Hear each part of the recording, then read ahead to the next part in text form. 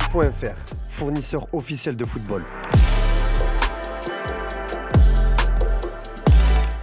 Bonjour à toutes et à tous et bienvenue dans ce nouveau JT Foot Mercato. Comment ne pas parler de la cérémonie du Ballon d'Or qui fait couler beaucoup d'encre depuis hier, alors que toute la planète football s'attendait à ce que Vinicius Junior soit couronné comme meilleur joueur de la saison. C'est finalement Rodri qui a été élu, pourtant fort de ses prestations en Liga et en Ligue des Champions. La star de la Canarinha a vu le champion d'Europe lui passer devant de manière inattendue, alors que même le Real Madrid le voyait vainqueur. Si on se fie aux dernières explications formulées par les médias espagnols notamment, le sacre de Rodri est un peu plus compréhensible pour 3 raisons précises. D'abord, Vinicius Junior paye le fait d'avoir eu d'autres concurrents en guise de coéquipiers. C'était serré, Vinicius a sûrement pâti de la présence de Bellingham et de Carvajal dans le top 5, a ainsi révélé Vincent Garcia, patron de France Football sur la chaîne L'Équipe. Les votes se sont ainsi répartis et dispersés entre plusieurs madrilènes et surtout entre Vinicius et Bellingham. Ensuite, il y a le fait qu'en sélection, Vinicius Junior n'ait pas été spécialement brillant, signant une Copa América assez médiocre alors qu'il était supposé être le leader brésilien, des prestations rédhibitoires sous la tunique jaune du Brésil,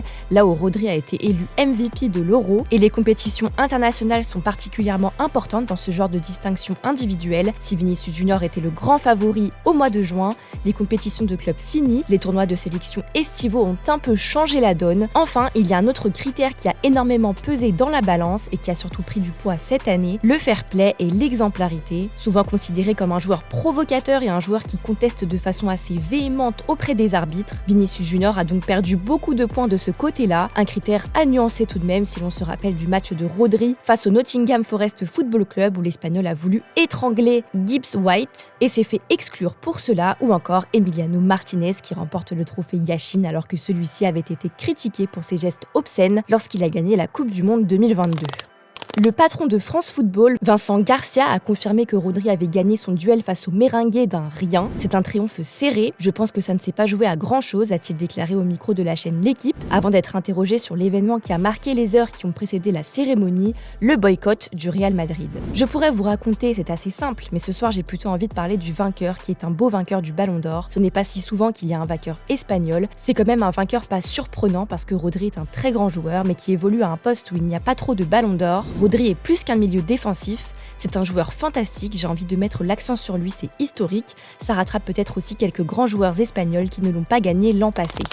Une réponse aussi belle soit-elle pour Rodri qui n'a pas suffi aux intervieweurs du patron de FF. La raison est simple, en Espagne, certaines rumeurs affirment que si la Casablanca a décidé d'annuler son déplacement à Paris, c'est parce que c'est Rodri qui les aurait prévenus de son sacre. Une version qu'a démenti Garcia. Je pense que l'émotion qu'avait Rodri sur scène était la meilleure réponse, il n'était pas au courant de quoi que ce soit, a-t-il indiqué, avant de confirmer qu'il avait bien été l'objet de pression de la part des clubs. Les clubs des favoris ont tous insisté pour avoir l'information, on a été très clair avec eux dès le début. Cette année, le vainqueur ne serait pas prévenu. Je croyais que tout le monde l'avait accepté et au dernier moment, certains ont paniqué. Certains ont voulu changer la règle du jeu qui était pourtant assez claire. Ce que je peux vous garantir, c'est que personne n'était au courant du côté du Real Madrid et de Manchester City. Peut-être qu'ils avaient un sentiment, un ressenti, peut-être que le Classico n'a pas aidé, je ne sais pas. Au moment où le Real a pris sa décision, je ne suis pas sûre qu'ils étaient sûrs à 100% que Vinicius n'avait pas gagné le Ballon d'Or. J'ai eu une grosse pression du Real Madrid, mais comme d'autres clubs, j'ai toujours été claire et réglo. Peut-être que mon silence et mes réponses ont fait penser au Real Madrid que c'était un aveu, je ne sais pas quoi vous dire, j'ai été désagréablement surpris. Pour en revenir au choix final, les votes de certains journalistes au Ballon d'Or font souvent débat et cette année ne fait pas exception, bien au contraire. En attendant la publication détaillée des suffrages par France Football courant novembre, l'émission espagnole El Chiringuito a eu le droit à quelques indiscrétions. Le journaliste représentant le Salvador, spécialiste des votes incompréhensibles, a placé Rodri hors du top 5 et Vinicius hors du top 10. À la première place de son top se trouve Jude Bellingham, suivi d'Erling Haaland, de Toni Kroos, de Lautaro Martinez et enfin de Dani Olmo. Rodri ne pointe ainsi qu'à la 8e place. Le journaliste albanais qui a bien placé Rodri en pole position n'a placé Vinicius qu'à la 8e place. La Guinée équatoriale place à son tour Nico Williams ballon d'argent. Des pays comme la Chine ou l'Ukraine ont placé Rodrigo au premier rang avec 15 points. Mais pour l'Ukraine, pas de Vinicius dans le top 3. Le représentant équatorien a quant à lui décidé de placer Kroos sur la plus haute marche. Du côté de l'Espagne, c'est Alfredo Relaño, directeur du journal AS, qui a voté pour le pays. Sous la pression populaire, il a révélé sa sélection. L'homme de presse a placé Vinicius en tête devant Rodri et Bellingham. Kroos est à la suite de son classement, puis viennent Carvajal, Yamal, Mbappé, Foden, Wirtz et enfin Palmer, des choix qui vont encore faire jaser sur la crédibilité réelle de l'événement. Ce retournement de situation a forcément fait réagir beaucoup de personnes dans le monde du football, comme l'octuple vainqueur du Ballon d'Or et sacré l'an dernier Lionel Messi. L'Argentin a signé des félicitations collectives et surtout pour ses compatriotes. Félicitations à tous les vainqueurs et les nommés du Ballon d'Or 2024, et spécialement à Dibou. Quel grand joueur, encore une récompense en tant que meilleur gardien du monde. Lautaro, Léo et Ale, c'est très beau de vous voir là, a-t-il posté dans une story publiée sur son compte Instagram.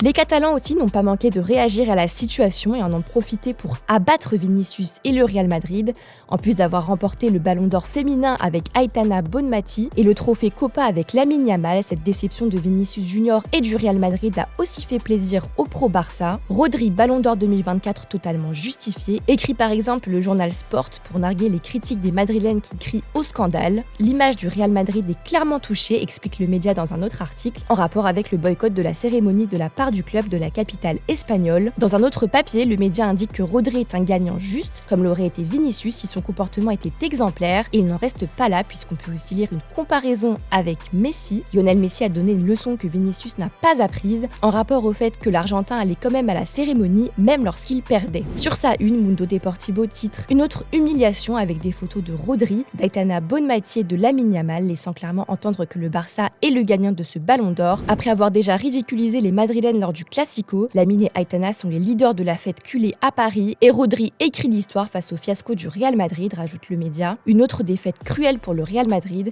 le Barça a encore balayé son grand rival, cette fois en dehors du terrain, lit-on dans un autre article du journal. Vous l'aurez compris, c'est jour de fête à Barcelone. On vous a demandé sur notre site internet Foot Mercato si pour vous Rodri mérite de gagner le Ballon d'Or 2024. Eh bien c'est très serré puisque vous êtes la moitié à affirmer que oui et l'autre moitié à dire qu'il ne mérite pas d'avoir gagné ce trophée. On continue de parler de Vinicius Junior, mais sous un autre angle cette fois, ou presque. L'ancien milieu de terrain Juan Manuel Asensi a été interrogé sur la prise de position forte de la star brésilienne, qui a affirmé que l'organisation de la Coupe du Monde 2030 devait être retirée à l'Espagne en raison des nombreux épisodes de racisme dans les stades espagnols. Et voici ce que la légende du FC Barcelone a répondu aux médias égyptiens El Kahira News. En fait, je vois que l'Espagne n'est pas un pays raciste et je dis à Vinicius que le football espagnol n'est pas raciste. Ce qui est certain dans cette cérémonie, c'est que Lamine Yamal méritait largement de gagner le trophée Copa et il est d'ailleurs devenu le plus jeune lauréat. D'ailleurs, le joueur du Barça est revenu sur les insultes racistes qu'il a subies au Santiago Bernabéu. En fin de compte, celui qui est sur le terrain, c'est moi et celui qui célèbre le but, c'est aussi moi. Si les fans à l'extérieur vous disent 4 stupidités, vous ne devez pas vous en soucier, c'est l'inverse. Si on vous dit cela, c'est que vous vous débrouillez très bien, a révélé Lamine Yamal à Marca. Sa maturité à 17 ans seulement continue d'éblouir le monde du football. 8e du classement général, l'ailier continue de battre tous les records de précocité et aurait un rêve en tête, devenir le plus jeune Ballon d'Or de l'histoire, en battant Ronaldo Nazario, vainqueur en 97 à 21 ans et 96 jours, peut-être dès l'année prochaine si le Barça continue sur son excellente lancée. Assez parlé du Ballon d'Or, des nouvelles de Paul Pogba désormais, toujours un joueur de la Juventus puisque son contrat court encore jusqu'en juin 2026. Le tricolore ne devrait pas faire long feu du côté du Piémont, absent des plans du club italien. Il devrait quitter prochainement la Juve, lui qui a vu sa suspension pour dopage être diminuée. Dès lors, le fait de vivre dans la ville italienne n'est plus forcément obligatoire pour lui et il a plié bagage. C'est en effet ce qu'explique de son côté la Gazzetta dello Sport. La villa où habitait le Français et qui avait été celle de Cristiano Ronaldo a déjà trouvé un nouvel habitant, puisque c'est l'attaquant argentin Nico Gonzalez qui y a emménagé. Parti de la ville transalpine, Paul Pogba prépare de son côté son retour dans le football et profite de sa famille, passant du temps à Paris, Milan ou encore Miami. Sensation au Portugal, Gyökeres a déjà inscrit 14 buts lors des 14 premières journées de championnat, de quoi attirer quelques grands clubs européens. Selon les informations de Sky Sport, le joueur pourrait quitter son club du Sporting l'été prochain pour environ 60 à 70 millions d'euros, malgré une clause libératoire fixée à 100 millions. Il existerait un accord entre le joueur et le club à ce sujet. Un transfert en hiver ne serait pas prévu pour le moment. L'Angleterre reste en pole position pour s'offrir ses services. Manchester City, Arsenal, Liverpool et Chelsea sont particulièrement intéressé par le joueur de 26 ans. Du côté de Manchester United, ça avance bien pour trouver le successeur d'Eric Ten Hag.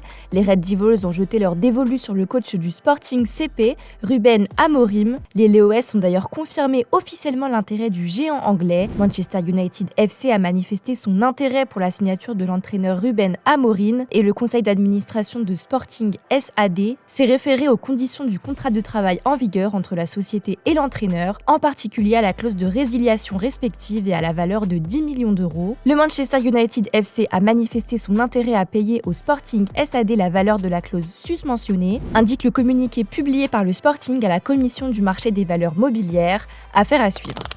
Bonne nouvelle pour les amoureux de la Serie A en France, le championnat italien va enfin être diffusé dans l'Hexagone à compter de ce mardi 29 octobre et pour 2 saisons par la chaîne L'Équipe. Allez, on termine avec l'image du jour, le multiverse à la cérémonie du Ballon d'Or avec Lamine Yamal et le célèbre youtubeur iShowSpeed. Je vous laisse là-dessus, bonne soirée et à demain pour de nouvelles infos sur Foot Mercato. Like, bro, me and you go way back, bro. Like, for real, like, me and you go way back. You say. Yeah. Hold on, wait, let's take a picture, though, with me. Hey, you the GOAT. All right, bro, you my boy, bro. You want to take it? Here, take my picture for me. Let's start, bro. We gotta flick up.